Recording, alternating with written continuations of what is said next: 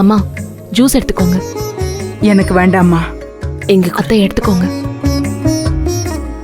அப்பா எடுத்துக்கோங்கப்பா.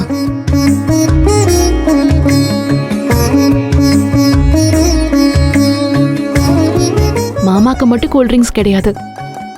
சரவணா எடுத்துக்கோ. தேங்க்ஸ்க்கா. கபிலன் இல்ல எனக்கு வேண்டாம், அப்படியே வச்சிருங்க.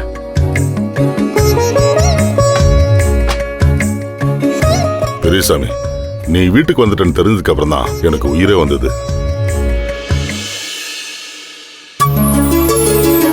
எனக்கு இப்ப எந்த குறையும் இல்லப்பா, நான் நல்லா இருக்கேன். நாம நல்லா இருந்தா போதுமா? வாழ வேண்டிய பிள்ளைங்க நல்லா இருக்கணும்ல. மரகதா, நீ கொஞ்சம் பொறுமையா இரு. என்ன விஷயம் நம்பி? புனிதா அம்மா ஏதோ சொல்றாங்க போல் இருக்கு. அண்ணே, அது வேற ஒண்ணும் இல்ல. மாத்தி மாத்தி வீட்டுல ஏதேதோ நடந்துட்டு இருக்கேன்னு எங்க குடும்ப ஜோசியரை வீட்டுக்கு வர சொன்னோம். ஓ, அப்ப நாம நடந்துக்கிறதுக்கெல்லாம் இப்படி ஏதாவது ஒரு காரணம் சொல்லிக்கலாம்ல?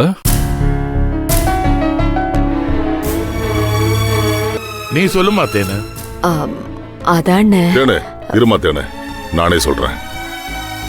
பிள்ளைங்களுக்கு கல்யாணம் ஆகி அதுங்களுக்கு நடக்க வேண்டிய சாந்தி முகூர்த்தம் நடக்காம இருக்கிறதுனால கூட வீட்டுல ஒண்ணு மாத்தி ஒண்ணு பிரச்சனை வருதுன்னு ஜோசியர் சொல்றாரு பெரியசாமி. எங்க புருஷன் பொண்டாட்டி தனித்தனியா வாழ்ந்துட்டு இருக்கிறது தான் பிரச்சனை. இதுல சாந்தி முகூர்த்தம்லாம் ஒரு விஷயமே கிடையாது.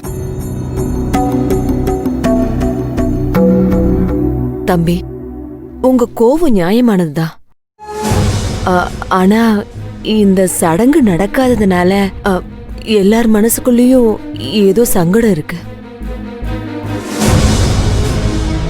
ஆமா, உண்மைதான். இப்ப அந்த ஜோசியர் என்ன சொன்னாருப்பா?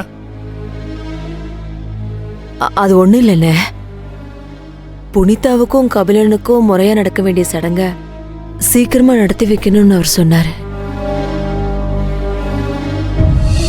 அண்ணே, நீங்களும் தம்பிக்கிட்ட கொஞ்சம் சொல்லுங்களேன். நீ என்னப்பா சொல்ற? இதுல நான் சொல்றதுக்கு என்னப்பா இருக்கு? முதல்ல புனிதா இப்ப இங்க நம்ம கூட இருப்பாளா,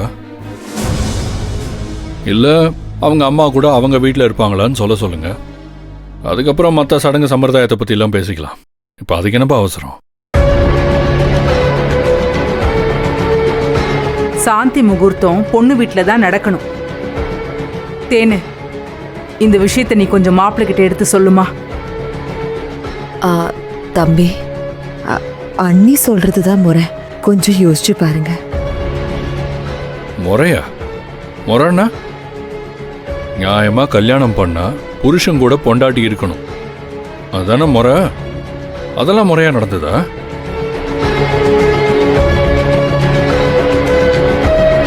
புனிதா, மாப்பிள்ளை எதையோ மனசுல வச்சுக்கிட்டு பேசிக்கிட்டு இருக்காரு.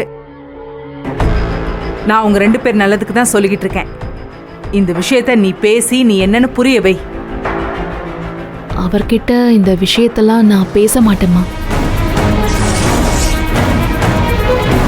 திரும்பி அவர் என்கிட்ட ஏதாவது கேட்டா என்கிட்ட பதில் இல்லை. சாரிம்மா. அதான் புனிதாவே சொல்லிட்டாங்களே என்னோட பதில் என்னன்னு. மாப்பிள்ள, கொஞ்சம் யோசனை பண்ணுங்க. முதல்ல வந்திருக்கிற எல்லாருமே என்ன மன்னிச்சிருங்க. என்னடா மரியாதை தெரியாம பெரியவங்களை எடுத்தறிஞ்சு பேசுறானேன்னு என்னை யாரும் தப்பா நினைச்சிட வேண்டாம். ஏன்னா இங்க எதுவுமே முறையா நடக்கல. அதனால இந்த சாந்தி முகூர்த்தம்லாம் இப்போதைக்கு வேண்டான்னு நினைக்கிறேன். வீடு தேடி வந்து மரியாதை கொடுத்து பேசிக்கிட்டு இருக்கோம். இவர் என்னங்க எடுத்தறிஞ்சு பேசிக்கிட்டு இருக்காரு? கல்யாண மேடையில இவரை மாப்பிள்ளையா உட்கார வச்சது நானு. என் பேச்சுக்கே மதிப்பு இல்லாம போயிடுச்சா? இதுக்கப்புறம் நான் எதுக்கு இங்க இருக்கணும்? நான் கிளம்புறேங்க. அம்மா மரகதா, போகாதீங்கம்மா. சும்மா இரு தேனு. அம்மா போகாதீங்கம்மா. அண்ணி,